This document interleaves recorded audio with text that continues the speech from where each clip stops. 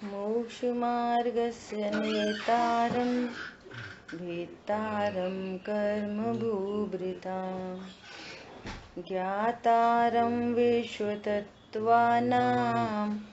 वन्दे तद्गुणलब्धये। तत्वार्थ सूत्र जी ग्रंथ पहले अध्याय का पहला परिशिष्ट। इसमें कल अपन ने कई प्रश्न देखे मोहिनी के बारे में। मूल में मोहिनी एक कर्म और उसके भेद हैं दर्शन मोहिनी और चारित्र मोहिनी। और ये दोनों ही जीव की श्रद्धा और चारित्र के घातक हैं, अर्थात पूर्ण शुद्ध पर्याय प्रकट नहीं होने देते, है ना। ऐसा निमित्त नैमित्तिक संबंध है।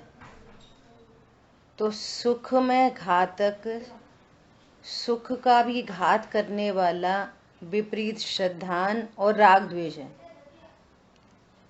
इसलिए जब विपरीत श्रद्धान और राग द्वेष का अभाव हो जाता है तो जीव पूर्ण सुखी होता है। तो पूर्ण सुख को मोहिनी कर्म के अभाव में अनंत सुख की भी बात कही जाती है ना। ये ऐसा कल तक अपनी इतनी चर्चा हुई। अभी देखो कल लास्ट में बात चली, एक बार फिर से पढ़ते हैं उत्तर। जब जीव अपना निज स्वरूप प्रकट न करे और सांसारिक दशाओं को बढ़ाए तब मोहिनी कर्म निमित्त है, किंतु यह मानना सर्वथा मिथ्या है कि कर्म जीव का कुछ कर सकते हैं। सांसारिक दशा का अर्थ यह है कि जीव में आकुलता हो, अशांति हो, क्षोभ हो, विपरीत श्रद्धान हो। इस अशांति के तीन भाग किए जा सकते हैं। देखो, अशांति को समझने के लिए क्या कह रहे हैं? अशांति रूप वेदन का ज्ञान, उस वेदन की ओर जीव झुके तब निमित्त कारण, और अशांति रूप वेदन, उस वेदन का ज्ञान ज्ञान गुण में गर्भित हो, ज्ञान गुण में गर्भित हो जाता है। उस ज्ञान के कारण में निमित्त है ज्ञानावणी कर्म का क्षयोपशम। और जीव जब उस वेदन की ओर लगता है तब वेदनी कर्म उस कार्य में निमित्त होता है। और वेदन में मोहिनी निमित्त है। इतना कार्यक्रम हो रहा है। जब आपको आकुलता उत्पन्न हो रही है, नियम से परलक्ष्य है, अपने स्वभाव को नहीं जानता और आकुलता उत्पन्न हो रही है, तो उस समय उस संबंधी ज्ञान, उसमें ज्ञानावणी कर्म का क्षयोपशम निमित्त है। और जो वेदन हो रहा है वो साता असाता, अगर अच्छा लग रहा है तो साता का वेदन, अच्छा नहीं लग रहा तो असाता। और वहीं पे जो अशांति रूप पर्याय है वो चारित्र गुण की विकारी पर्याय कषाय, कषाय की तीव्रता, मंदता। अब उसमें दुखी मैं भिन्न आत्मा हूँ ये पता नहीं है, तो उसमें जो दुखी हो रहा है तो कह रहे हैं कि ये मेरा बिगाड़ हुआ, मेरा अच्छा हुआ, ऐसा दर्शन मोहिनी। और फिर जो कषाय उत्पन्न हुई है वो चारित्र मोहिनी। तो ये कह रहे हैं इतने कार्य हैं वेदन में मोहिनी कर्म निमित्त है। अशांति, मोह, आत्म ज्ञान परान्मुक्ता तथा विषयासक्ति, यह सब मोह के ही कार्य हैं। मोह का कार्य क्या है? दर्शन मोहिनी का कार्य क्या है? श्रद्धा में विपरीतता, अर्थात स्वभाव की विपरीतता। मैं आत्मा हूँ ऐसा विश्वास नहीं, ऐसा श्रद्धा नहीं, मैं शरीर हूँ, ये आत्म परान मुक्ता, आत्मा से ओपोजिट, आत्मा से परान मुक्ता। और विषय आसक्ति, अब विषयों में आसक्ति क्यों हो रही है कि पता ही नहीं है मैं सुख स्वरूप ही हूँ।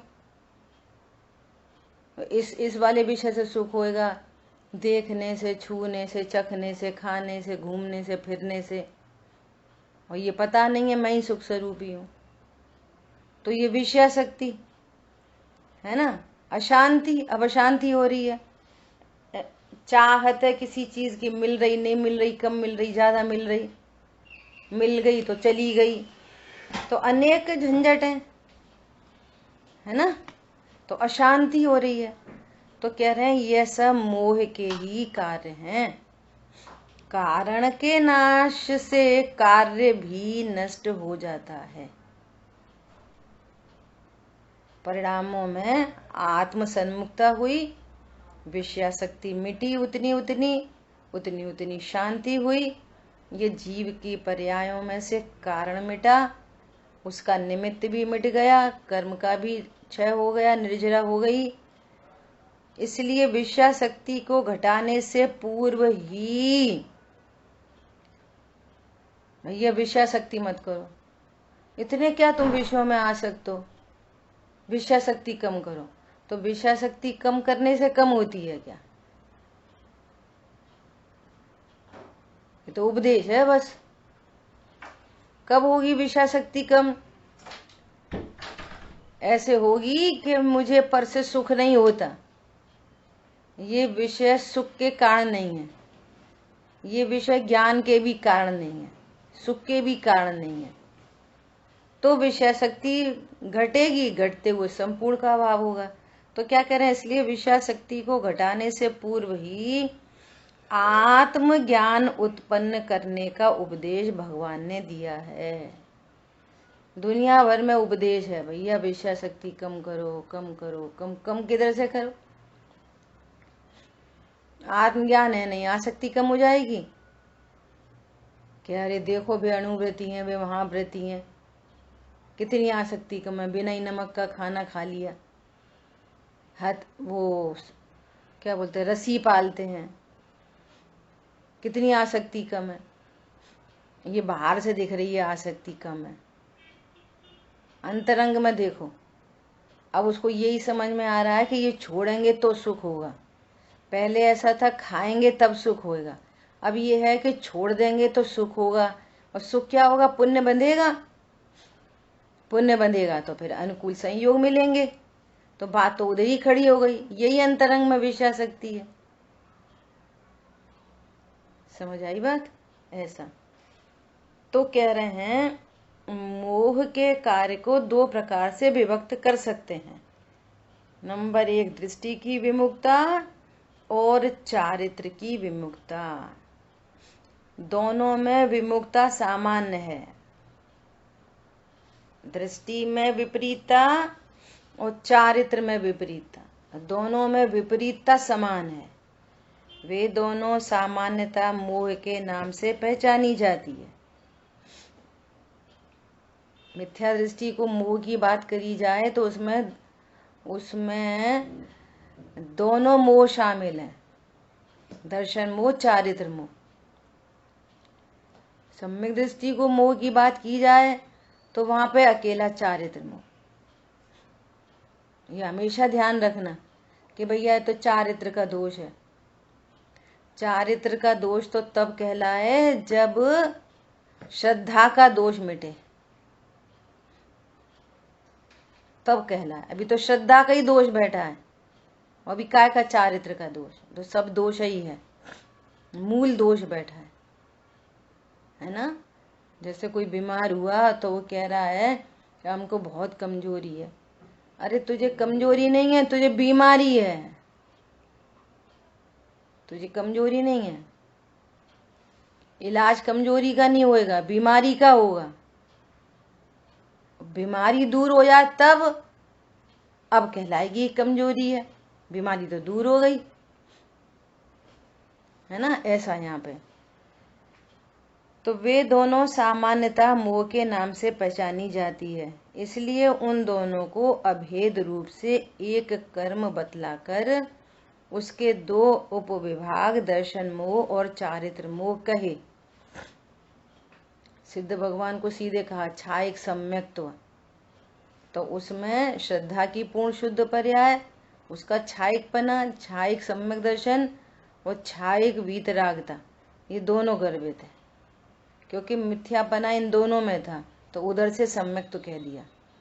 अनंत भगवान को अनंत सुख में सुख की बात करते हुए कह दी कि सुख के घातक दर्शन मोहिनी चारित्र मोहिनी थे, तो दोनों का दोनों का अभाव हुआ और वहाँ पे पूर्ण वीतरागता और छायक सम्यक दर्शन प्रकट हुआ।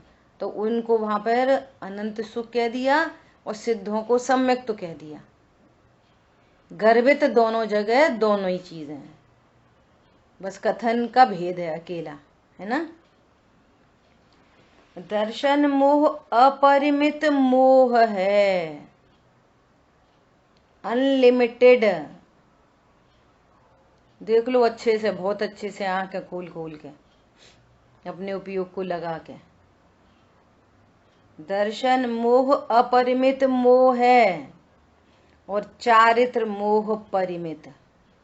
क्या अर्थ होता है इसका? दर्शन मोह अनलिमिटेड है और चारित्र मोह लिमिटेड है, इसलिए उसका लिमिटेड संसार है। दर्शन मोह मिटने के बाद लिमिटेड दोष होने से लिमिटेड संसार रह जाता है, लिमिटेड। और जब तक दर्शन मोह नहीं मिटता तब तक अनलिमिटेड दोष बना रहता है, तो अनलिमिटेड संसार है, इसलिए बोलते हैं अनंत संसारी है। 28 मूल गुणों का पालन, अनंत संसारी।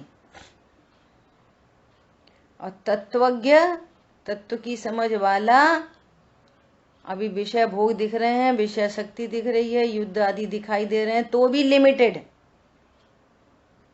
क्योंकि अनलिमिटेड दोष मिट गया, तो भी वो लिमिटेड है। ये बहुत समझने की बातें हैं। सम्यक दर्शन के प्रकट होते ही मिथ्या दर्शन का अभाव हो जाता है।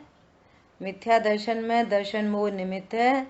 दर्शन मोह का अभाव होने पर उसी समय चारित्र का एक उपविभाग, जो कि अनंतानुबंधी क्रोध मान माया लोभ है, उसका एक ही साथ अभाव हो जाता है।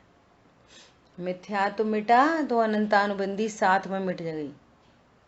देखो इसकी भी चर्चा अपन बहुत बार करते हैं। राग को मिटाओ, राग को मिटाओ, राग को मिटाओ। राग मिटाने का कोई उपक्रम है ही नहीं, डायरेक्ट आत्मज्ञान। उसने भेद ज्ञान किया। पहले गुणस्थान में पूरा आगम से 6 द्रव्य 7 तत्व का निर्णय हुआ, तो भेद ज्ञान किया। और भेद विज्ञान होने पर, भेद ज्ञान होने पर बस मैं ज्ञायक हूं, मैं ध्रुव हूं, मैं ध्रुव हूं। अप्रोच हुई है ध्रुव की, राग द्वेष मिटाने की कोई अप्रोच नहीं हुई और राग मिट गया अपने आप। अनंतानुबंधी मिटाने का क्या उपाय किया? बोलो, अनंतानुबंधी राग द्वेष मिट गए, उसका क्या उपाय किया? कोई उपाय नहीं किया, स्वभाव की सन्मुखता हुई, मैं ध्रुव हूं ऐसा जाना, बस राग द्वेष मिट गए अपने आप। अब अप्रत्याख्यान कैसे मिटेंगे? कि जैसे अनंतानुबंधी मिटी वैसे ही अप्रत्याख्यान मिटेंगे। नहीं, थोड़ी प्रैक्टिस करें, थोड़े खाने पीने, कम खाने पीने की प्रैक्टिस करें, थोड़ा छोड़ने छाड़ने की प्रैक्टिस करें, तो अप्रत्याख्यान चली जाएगी ना। कैसे जाएगी अप्रत्याख्यान? थोड़ी प्रतिमाओं का अभ्यास करें तो प्रतिमा आ जाएंगी। बोलो, अणुव्रतों का अभ्यास करना चाहिए, महाव्रत का अभ्यास करना चाहिए, तो महाव्रत आ जाएंगे। अरे नहीं प्रभु, बारंबार स्वभाव के आश्रय से वो जब चारित्र की परिणति का दोष मिटेगा, स्थिरता विशेष हो जाएगी, तो अगली कषाय मिट जाएगी, और स्थिरता विशेष होएगी, अगली कषाय मिटेगी, और इतनी स्थिरता कि उपयोग बाहर आया ही नहीं, तो पूर्ण वीतरागी हो जाएंगे, सारा राग का अभाव हो जाएगा। तो राग को मिटाने का उपाय क्या है? यही है स्वभाव का आश्रय, बारंबार स्वभाव का आश्रय, बारंबार स्वभाव का आश्रय। यही एक उपाय है, दूसरा कोई उपाय नहीं है। तो कह रहे हैं कि दर्शन मोह में, मिथ्यात्व में दर्शन मोह निमित्त है। दर्शन मोह का अभाव होने पर उसी समय चारित्र मोह का एक उपविभाग, जो कि अनंतानुबंधी क्रोध मान माया लोभ है, उसका एक ही साथ अभाव हो जाता है। एक ही साथ अभाव हो जाता है। तत्पश्चात क्रमशः वीतरागता के बढ़ने पर चारित्र मोह का क्रमशः अभाव होता जाता है। इसलिए दर्शन के कारण और चारित्र को कार्य भी, दर्शन को कारण और चारित्र को कार्य भी कहा जाता है। इस प्रकार भेद की अपेक्षा से वे पृथक हैं। इसलिए प्रथम अभेद की अपेक्षा में मोह एक होने से उसे एक कर्म मानकर फिर उसके दो उप विभाग दर्शन मोह चारित्र मोह माने गए। इस तरह से पूरी बात बनी। ठीक है। अब देखो, चार घातिया कर्मों को चार गुणों के घात में निमित्त कहा। उसका कारण यह है कि मोह को अभेद की अपेक्षा से जब तक एक माना है, तब श्रद्धा और चारित्र गुण को अभेद की अपेक्षा से शांति सुख मानकर उन गुणों के घात में चार घातिया कर्मों को निमित्त रूप से कहा गया है। समझ आ गई बात?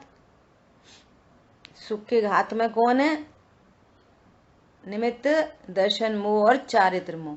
तो उनका अभाव हुआ तो सीधा सीधा कह दिया कि जीव सुखी हुआ, अनंत सुखी हुआ। तो सुख के घातक कौन थे? मिथ्या श्रद्धा, मिथ्या चारित्र। श्रद्धा की विपरीतता, चारित्र की विपरीतता, और सुख के घातक थे। तो मिथ्यात्व का अभाव होने पर पूर्ण सुख नहीं हुआ जब तक संपूर्ण चारित्र मोह का नाश नहीं हो जाए। संपूर्ण राग द्वेष का, जीव की पर्याय से बोलो, संपूर्ण राग का अभाव नहीं हो तब तक पूर्ण शांति नहीं होती। जितना राग का अभाव हुआ उतनी शांति, और जितना राग का सद्भाव है उतनी अशांति। तो दोनों का अभाव हुआ तो पूर्ण शांति, अनंत शांति, अनंत काल के लिए अनंत शांति। तो इसलिए वहां पर छायक सम्यक्त और छाय वीतरागता न कहकर सीधे सीधे क्या कह दिया? अनंत सुख प्रकट हुआ। ठीक है। देखो आगे शंका, यदि मिथ्यात्व और कषाय एक ही हो तो मिथ्यात्व का नाश होने पर कषाय का भी नाश होना चाहिए। जिस कषाय के अभाव को चारित्र की प्राप्ति कहते हैं, किंतु ऐसा नहीं होता, और सम्यक्त के प्राप्त होने पर भी चौथे गुण स्थान में चारित्र प्राप्त नहीं होता। इसलिए चौथे गुण स्थान को अव्रत कहा जाता है। अणुव्रत के होने पर पांचवा गुण स्थान होता है। पूर्ण व्रत के होने पर वृत्ति संज्ञा होने पर भी यथाख्या चारित्र प्राप्त नहीं होता। इस प्रकार विचार करने से मालूम होता है कि सम्यक्त के छायक रूप पूर्ण होने पर भी चारित्र की प्राप्ति में अथवा पूर्णता में विलंब होता है। इसलिए सम्यक्त्व और चारित्र अथवा मिथ्यात्व और कषायों में एकता तथा कारण कार्य कारणता कैसे ठीक हो सकती है? प्रश्न समझ में आया? यहाँ पे एक लाइन बोली, क्या बोली? कि मिथ्यात्व कारण और चारित्र का दोष कार्य। तो कह रहे हैं यदि आप ऐसा कारण कार्य कहोगे तो मिथ्यात्व का तो अभाव हो गया, तो संपूर्ण राग का अभाव कहाँ हुआ? सिर्फ अनंतानुबंधी का हुआ। फिर अप्रत्यख्यान का होगा, प्रत्यख्यान का होगा, तब संजुलन का होगा। चारित्र की प्राप्ति नहीं हो रही। पहले अविरति है, फिर अणुवृत्ति है, फिर महावृत्ति है, और फिर यथाख्या चारित्र सबसे लास्ट में हुआ। ऐसा प्रश्न है, शंका है। समझ में आ गई शंका सबको? है ना? देखो समाधान, मिथ्यात्व के न रहने से जो कषाय रहती है वह मिथ्यात्व के साथ रहने वाली अति तीव्र अनंतानुबंधी कषायों के समान नहीं होती।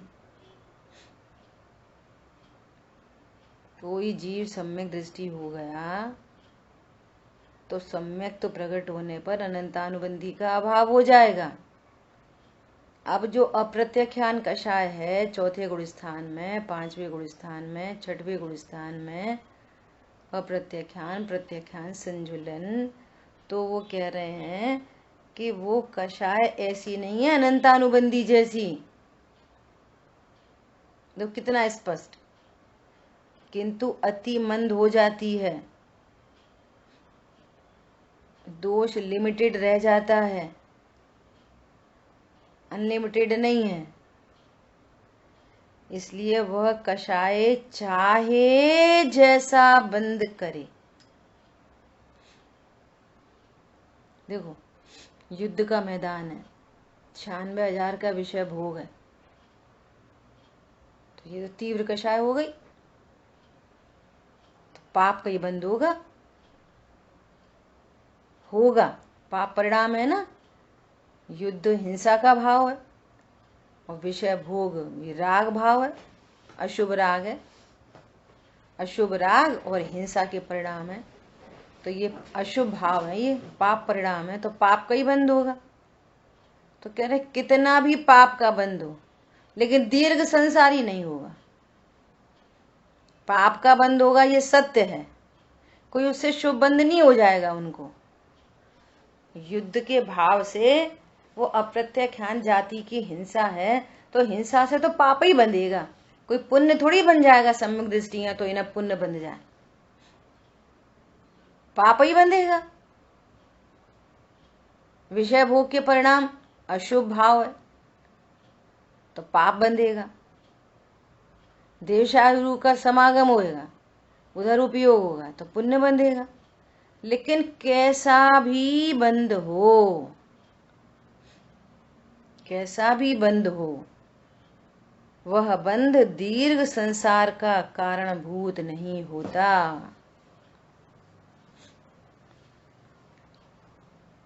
देखो, और ऐसा बंध की तरफ से एक एंगल बन रहा है। अगर अपन बंध की तरफ से भी देखें कि अशुभ बंध हुआ, पाप का बंध हुआ, पाप परिणामों से पाप बंध हुआ, और शुभ भावों से शुभ बंध हुआ, पुण्य का बंध हुआ। अब पाप की भी निर्जरा करनी है, पुण्य की भी निर्जरा होनी है, तब अप्रत्याख्यान का भाव होगा, तो तब गुणस्थान आगे बढ़ेगा, पंचम गुणस्थान वर्ती होंगे। तो सुनो ध्यान से, वो जो पाप बंद हुआ था ना, उसकी निर्जरा करने के लिए भी स्वभाव सन्मुखता करनी है, और जो शुभ बंद हुआ उसकी निर्जरा के लिए भी आत्म सन्मुखता चाहिए। ऐसा नहीं है कि पाप बंद के लिए आत्म सन्मुखता चाहिए और पुण्य बंद की नो प्रॉब्लम। समझ में आ रही है? कोई चौथा गुण स्थानवर्ती जीव ऐसा है, सुनो बहुत ध्यान से, कि उसने चौथे गुण स्थान में ही बाहर महाव्रत ले लिए है, चौथा गुण स्थान और महाव्रत, तो क्या वो जल्दी मोक्ष चला जाएगा? फिर उसको जो शुभ बन रहा है वो उसको अप्रत्याख्यान शुभ बनेगा। संजुलन की बात नहीं है अभी। उसको जो पुण्य बन रहा है तो वो अप्रत्याख्यान संबंधी बन रहा है, और जो विषय भोगों में दिख रहा है उसको भी अप्रत्याख्यान संबंधी बन रहा है। दोनों को अप्रत्याख्यान संबंधी बन रहा है, और बाहर में महाव्रत दिख रहे। तो उस अप्रत्याख्यान की निर्जरा करने के लिए जिसने बाहर में महाव्रत ले रखे हैं उसको भी स्थिरता विशेष करनी होगी दूसरी कषाय चौकड़ी के अभाव के लिए, और जिसने पाप बंद कर रखा उसको भी निर्जरा करने के लिए आत्म सन्मुखता चाहिए। समझ में आ रही है बात?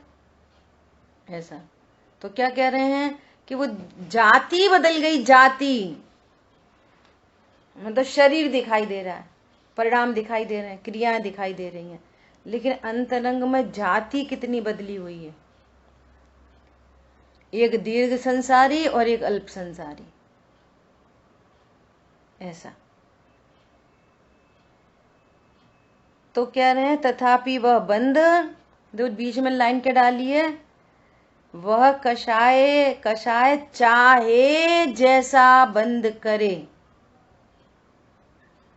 कृष्ण लीला के परिणाम, चौथे गुणस्थान में कृष्ण लीला के परिणाम। तीव्र बंध, अप्रत्याख्यान जाति का तीव्रतम बंध। तीव्र अनुभाग तो हो सकता है, स्थिति तीव्र नहीं होगी। क्यों नहीं होगी? क्योंकि वो अल्प संसारी है, उसको 70 कोड़ा कोड़ी का बंध नहीं होएगा। उसको संसार में रहना ही नहीं है कोड़ा कोड़ी। इतनी गजब बात है। चाहे जैसा बंद करे तथापि वह बंद दीर्घ संसार का कारण नहीं होता, और इससे ज्ञान चेतना भी सम्यक दर्शन के होते ही प्रारंभ हो जाती है। पर लक्ष्य युद्ध का मैदान है और ज्ञान चेतना है। क्या है होती है ज्ञान चेतना? जो ज्ञान ज्ञायक में ही चेत रहा है, चेत रहा है ज्ञायक में।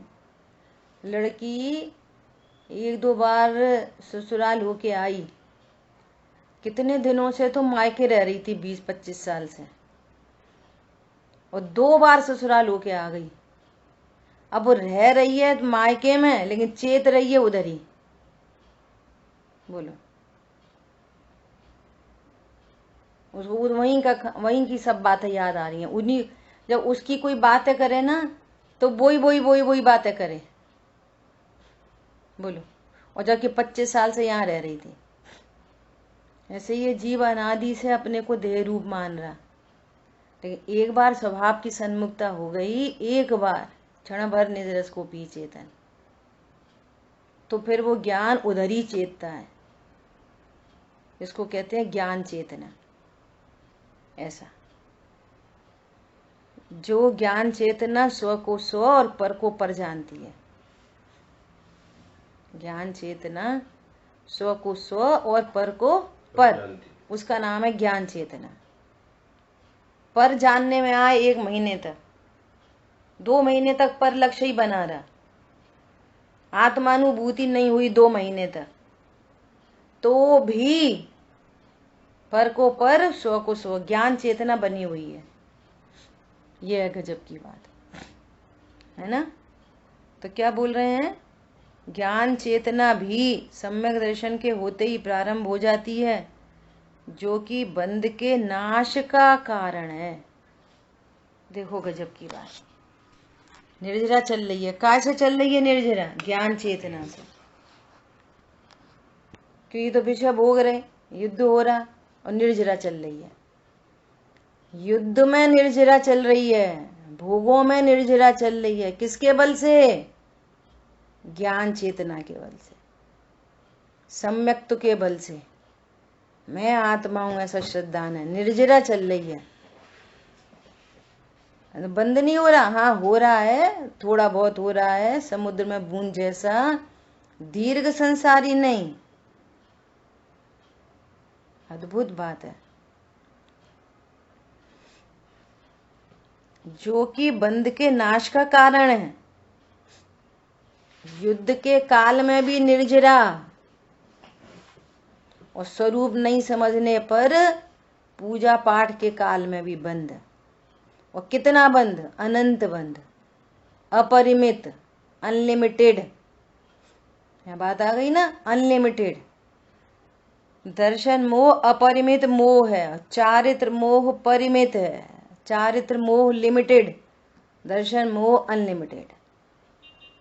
वो अनंत बंध, तीव्र अनुभाग और तीव्र स्थिति। यहाँ पे अनुभाग अधिक हो जाए लेकिन स्थिति तो कम ही बंधेगी। क्यों? उसको रहना ही नहीं है संसार में। और निर्जरा लगातार चल रही है, लगातार निर्जरा। युद्ध के मैदान में भी निर्जरा चल रही है, विषय भोगों के काल में भी निर्जरा चल ही रही है। बोलो, ये पूरा कंसेप्ट समझना पड़ेगा, और ये अंतर्मुखी परिणाम से ही समझा जाएगा।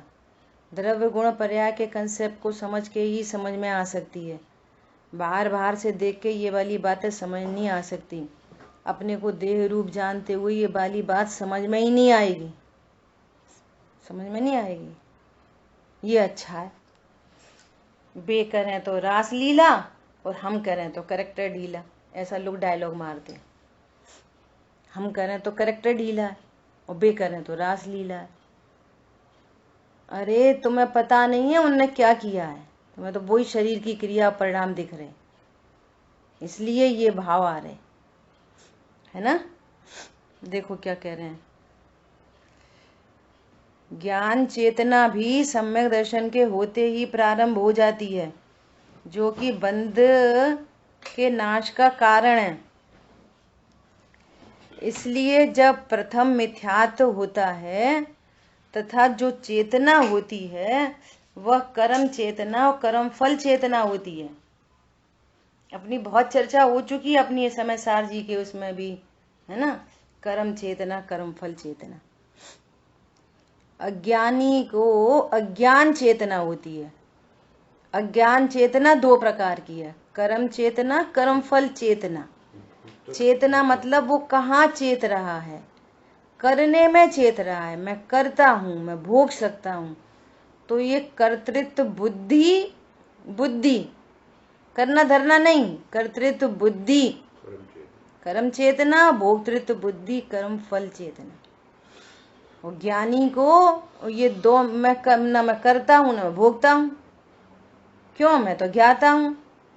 तो अब उसको न कर्ता बुद्धि है न भोक्तृत्व बुद्धि है, उसकी ज्ञान चेतना, उसका ज्ञान वहां चेत ही नहीं रहा, उस रूप अपने को जान ही नहीं रहा कि मैं करता हूं भोगता हूं। करने के विकल्प हो रहे हैं, भोगने के विकल्प हो रहे हैं, लेकिन करता भोगता नहीं जानता। ये गजब की बात है।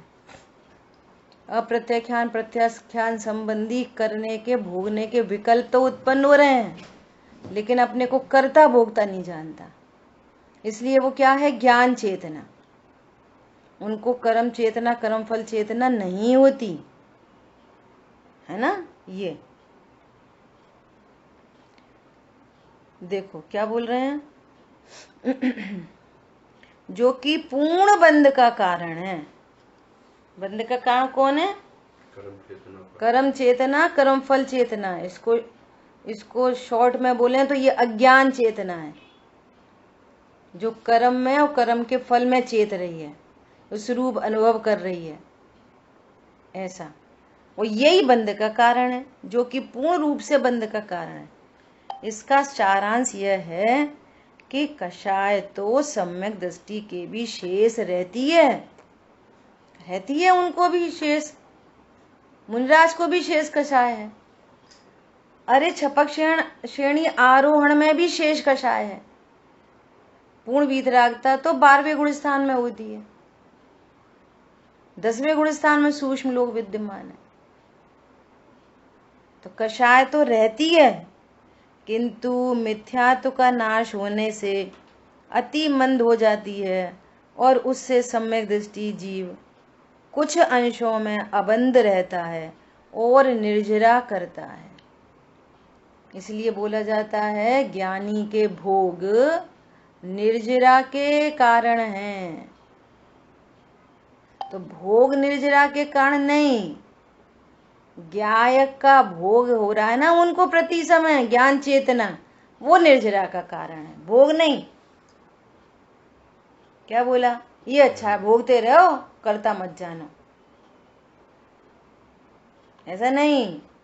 भोग सकता नहीं ऐसी ज्ञान चेतना उदय को प्राप्त हुई है जो निर्जरा का कारण है।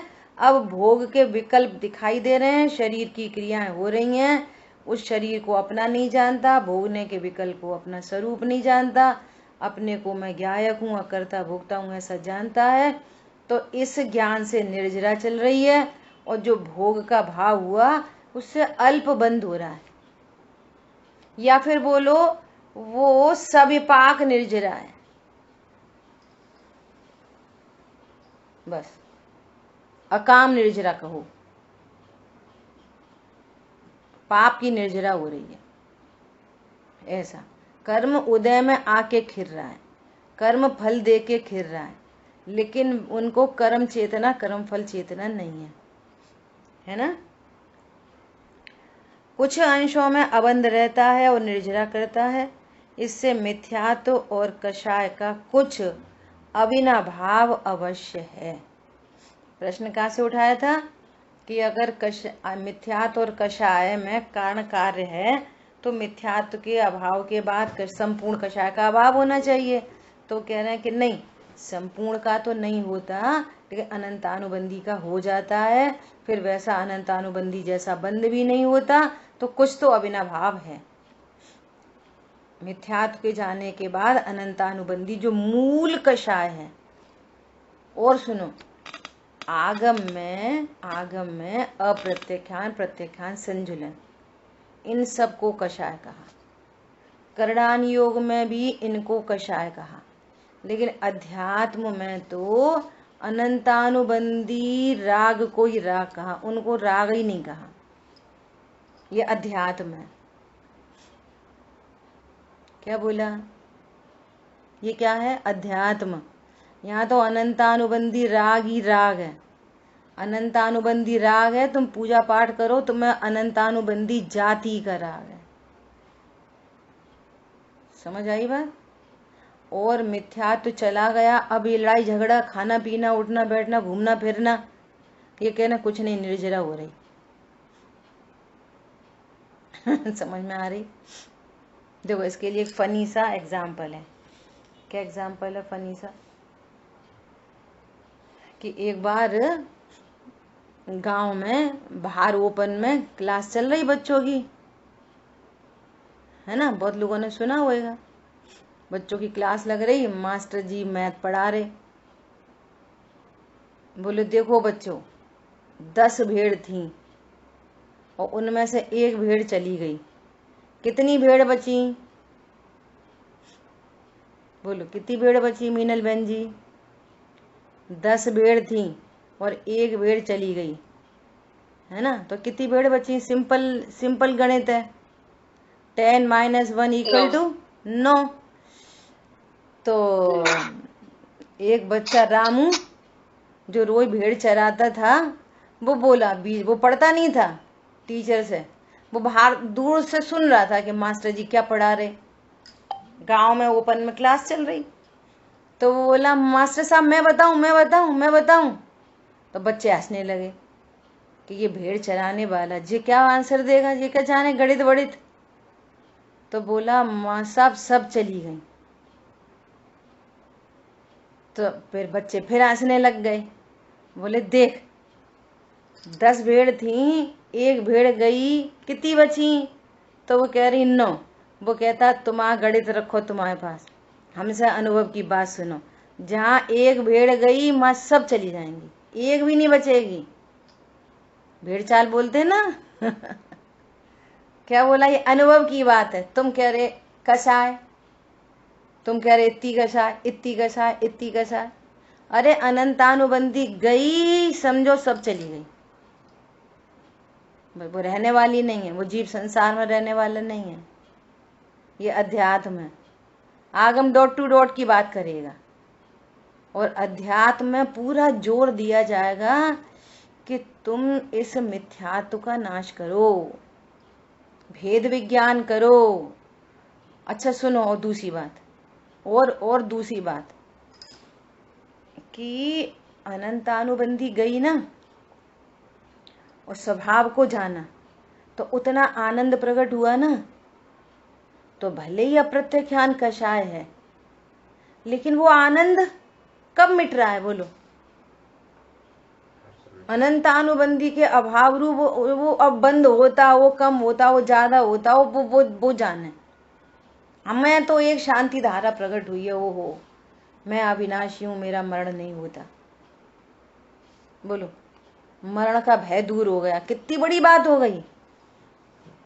अभी उसके 2-4 भव बचे हों, लेकिन भय दूर हो गया, निर्भय हो गया, निशंक हो गया। कोई पर पदार्थ मेरा है, मेरे अनुसार है, मुझे लाभ है, हानि है, ऐसा अनंत का बोझा जो सिर पर रखा था ना, वो पूरा बोझ उतर गया। कितना निर्भर हो गया। तुम कह रहे युद्ध कर रहे, कदाचित कषाय से बंध भी है तो उसकी कीमत कितनी है? कितनी कीमत है, वो क्या कर पाएगा, कितना कषाय से वो संसार में रुलेगा, वो कितना दुख देगा वो।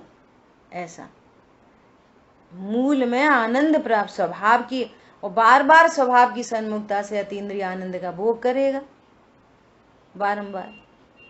क्यों, उसके पास तो वो होलसेल मार्केट मिल गया, क्या कहें, शक्ति मिल गई, सोर्स मिल गया, सुख का सोर्स पता चल गया। अब दिख रहा है विषय भोगों में, लेकिन सुख का सोर्स तो उसी के पास है। ऐसा अब शंका की बात यह रह जाती है कि मिथ्यात्व के नाश के साथ ही कषाय का पूर्ण नाश क्यों नहीं हो जाता। मिथ्यात्व का नाश हुआ तो कषाय का पूर्ण नाश हो जाए, ऐसा क्यों नहीं हो जाता। इसका समाधान यह है कि मिथ्यात्व और कषाय सर्वथा एक वस्तु तो नहीं है, भिन्न भिन्न गुणों की पर्याय हैं, भिन्न भिन्न कर्म कार्य कर रहे हैं। क्या बोला, एक अगर भी दोनों एक ही चीज होती तो मिथ्यात्व का अभाव हुआ तो सर्व कषाय का अभाव हुआ, तो पता चल गई ना मिथ्यात्व अलग चीज है, कषाय अलग चीज है। अभी भी लोगों को ये समझ में नहीं आ रही है। देखो जब दुकान पे बैठे बैठे रहते हैं, वो कितनी आसक्ति है। दुकान पे बैठना मोह नहीं है। ये देखो कैसा खाते, कितना खाते, ये खाना पीना मोह नहीं है। समझ में आ रही है, ये लिमिटेड दोष है, ये लिमिटेड दोष है। लेकिन मैं आत्मा हूं ऐसा नहीं जानना, ये अनलिमिटेड दोष है। वो अनलिमिटेड मिटे बिना वो लिमिटेड मिटता नहीं है। जो अभी तुम्हें दिखाई दे रहा है ना, हम रात में नहीं खाते, छना पानी पीते, शुद्ध चीनी खाते, शुद्ध घी खाते, और मूल जो दोष है अनाहारी स्वरूप को जाना नहीं है। तो ये दोष अभी, ये जो खाने पीने का जो दोष दिख रहा है ना, मिटा हुआ जैसा, वो मिटा इटा कुछ नहीं है, वो उपशांत है कषाय बस। अभी गति बदली तो जिस गति में जाएगा वो वाला खाना पीना उठना होएगा। जो गति बदली, देव गति में जाएगा तो ये भी नहीं होगा, कंठ से अमृत झरेगा। नरक गति में जाएगा तो भूखो प्यासा दुखी होता रहेगा, खाने कुछ नहीं मिलेगा। त्रियंज गति में जाएगा तो नाली का ही पानी पीना पड़ेगा। समझ में आ रही बात। ये क्योंकि ये दोष मूल दोष के मिटे बिना मिटता नहीं है। अभी जो मिटा हुआ सा दिख रहा है वो मिटा नहीं है वास्तव में, वो कषाय की उपशांता है, जाति अनंतानुबंधी है, अनंत का बंद कराने वाली है। ऐसा, और मिथ्यात्व मिटा तो मिथ्यात्व मिट जाने के बाद फिर उसमें कुछ ताकत नहीं रहती। ऐसा, इसलिए दो अलग अलग बातें हैं। दर्शन मोह अलग है, चारित्र मोह अलग है। इसको पहचानो, दर्शन मोह क्या चीज है, चारित्र मोह क्या चीज है। लोग चारित्र मोह के पीछे पड़े हैं, दर्शन मोह का पता ही ठिकाना नहीं।